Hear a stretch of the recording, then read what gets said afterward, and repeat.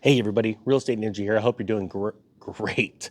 Got a great story out of Seeking Alpha, and it's very important because we're all waiting for the economy to take that tank, right? Where everybody sees the problems, they start running for the exits, especially in regards to real estate, right? We have a lot of people that are locked in their homes because they cannot afford to leave.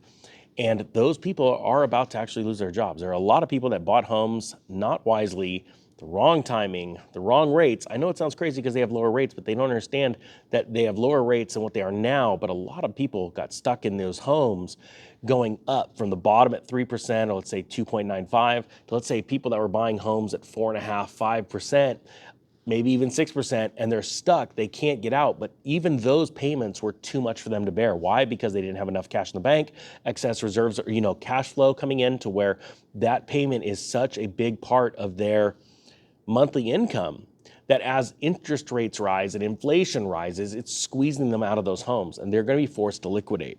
Now check this out. A rising interest rate freight train is coming for the economy. It says here, in Fitch's view, there has been a steady deterioration in standards of U.S. governance over the last 20 years, including on fiscal and debt matters. The repeated debt limit political standoff and last-minute resolutions have eroded confidence in fiscal management. This is from Fitch Ratings on its recent U.S. credit rating downgrade. The quiet murmur of interest rates that are rising has now grown to the roar of an approaching freight train. The 10-year yield continues to rise, hitting new, fresh 52-week highs this week over 4.3%. The 30-year fixed-rate mortgage reached 7.48% this week. Now, you guys said, and remember, I've told you that I believe that rates are going to hit 8% before January. Right? It looks like we're getting really close right now. And now threatening to rise above 8%, it says. After over a decade of zero interest rate central bank policies, surging inflation sparked an economic avalanche that threatens to turn the economy and markets as we know it upside down. With massive government deficits, analysts can't seem to raise their targets for interest rates fast enough. Famed hedge fund manager Bill Ackman placed a huge bet on U.S. Treasury yields continuing to rise to 5.5%, and so far he's winning in spectacular fashion. So why are interest rates rising so much? And what does it mean for the economy and fiscal markets? Well, let's dig in.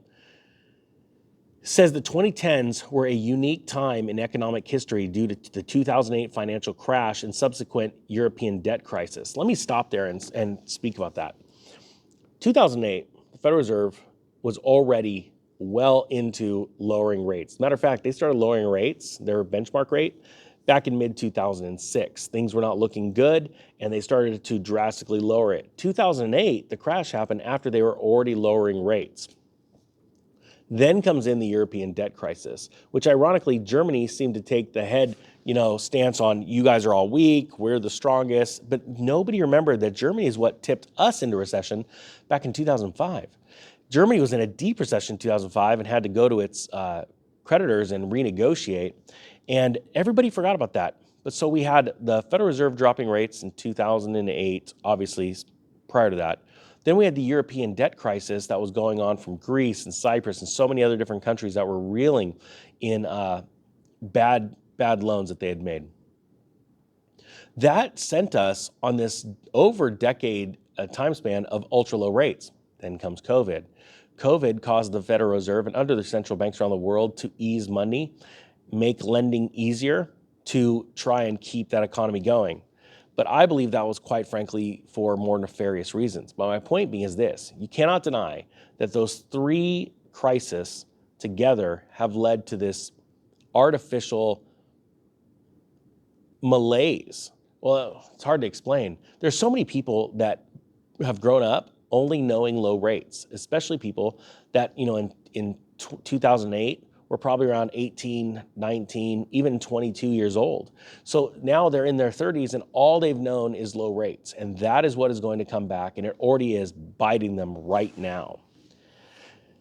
It says holding interest rates at or near zero had subtle but profound effects on the economy in the 2010s.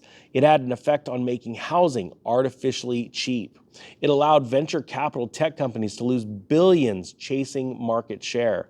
And it allowed Wall Street to experience a monster bull market due to there being no real alternatives to stocks. ZERP also made certain business models unusually profitable. Friends of mine got rich by doing not more than borrowing money cheaply and buying real estate. Decent execution of the off-shelf business models like BRRR, and Airbnb hosting made making money a cakewalk. Even simply buying a property for 3.5% fixed mortgage in the 2010s and putting paint, carpet, and a tenant in it was good enough. And I want to remind you that this is exactly what happened on honestly a smaller scale during the Roaring 20s. After the Depression of 1920, the Federal Reserve and the government allowed wild speculation through lower interest rates and more available credit, and that is what caused the Roaring 20s. Then it also caused the subsequent 1929 crash, then the Great Depression. People need to understand how long these cycles take, and I think they're very important to know that, because once you understand how long they take, you can not only get more patience, but you get more excited, because that means that you can level up and you could save more money, you could invest more money, and you could invest in the right ways so that when this market flips, that's why I'm investing in gold and silver, I've got some crypto, I'm ready to take advantage. Now just think about this, in 2008, between 2006 to let's say 2010, really that heart of that cycle was 2008 to 2010 when everything was really free falling. Why? Because by 2008 was when the common man or woman figured out, oh my gosh, we're crashing, because it was all over the news. Even though the markets were crashing in 2006 and the Federal Reserve had to intervene and start dropping rates, the market, the people, the normal everyday person, investor, retail investor, didn't realize it until 2008. Right then, silver was around, let's say, between $12 and $14, right? And it went through some pretty wide fluctuations. It ran up to 18, then it crashed down to 9 during the Lehman Brothers crash, and then it took off for multi-years until it hit around $49. Now imagine if you would have bought silver at $20, and it over doubled, right? It went up, let's say, 140%, 130%. And in that amount of time, the price of a home fell 30%. And not only that, rates were at rock bottom prices. Can you imagine taking your silver back then at that,